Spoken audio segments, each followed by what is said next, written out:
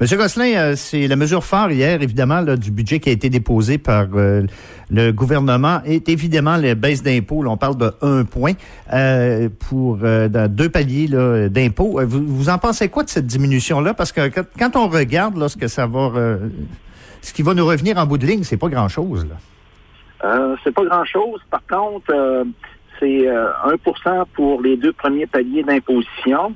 Ça va viser environ 4,6 millions de contribuables. Donc, c'est surtout la classe moyenne. Les moins nantis ne seront pas visés. Exemple, pour un revenu annuel de 20 000 là, une personne vivant seule va économiser 8 alors qu'une personne qui gagne 100 000 et qui vit seule va économiser 814 Donc, c'est pas des grosses sommes pour chaque personne, mais globalement, c'est une mesure qui va coûter quand même assez cher. Donc, 1,7 milliard par année pendant 5 ans. Bien, justement, ça va coûter cher, évidemment, là, à l'État québécois. Et s'il y a quand même beaucoup quand on parle de santé, d'éducation, il y a des besoins et on enlève 1,7 milliard. Alors, quand on vient nous dire là qu'il n'y aura pas de coupure ni bris de service, c'est un petit peu difficile de croire ça, là. Je vous dirais que le financement de cette mesure-là, c'est qu'ils vont réduire les paiements au fonds de génération, donc la dette.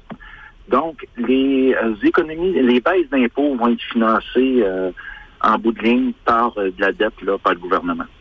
D'accord.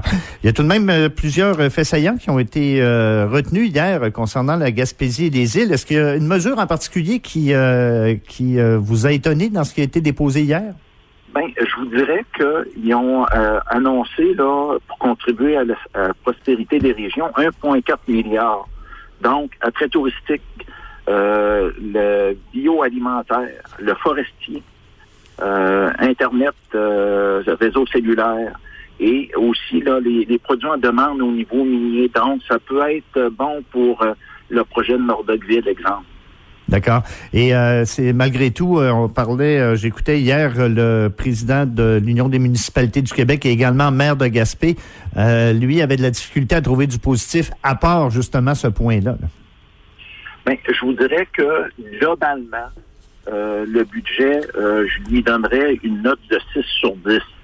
C'est sûr qu'on aurait peut-être préféré que les baisses d'impôts soient à la place pour payer la dette ou pour augmenter les services là gouvernementaux.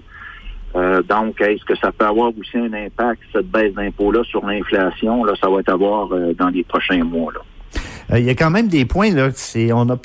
On connaît l'urgence au niveau du logement, également les CPE, les infrastructures municipales, et également la main-d'œuvre. Il n'y avait pas grand-chose dans le budget pour faire face à ces problématiques-là. Pas beaucoup. C'est pour ça que je lui donne une note de 6 sur 10. Donc, au niveau des plus démunis, on donne pratiquement rien. Au niveau du logement, on prévoit presque rien. On indique là, qu'il va y avoir 1500 logements supplémentaires avec des logements qui avaient déjà été promis dans l'autre budget d'avant. Mais ces logements-là ne sont pas encore construits. Pénurie de main-d'œuvre.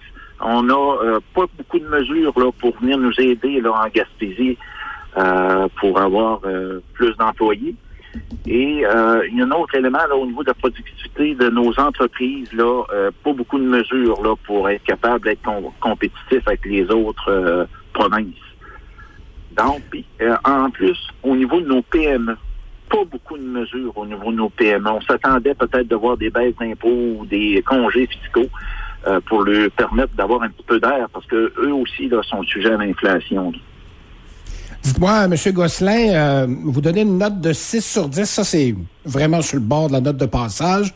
Vous êtes, économiste, fiscaliste, votre titre exact, comptable? Fiscaliste, comptable, fiscaliste. Bon, d'accord.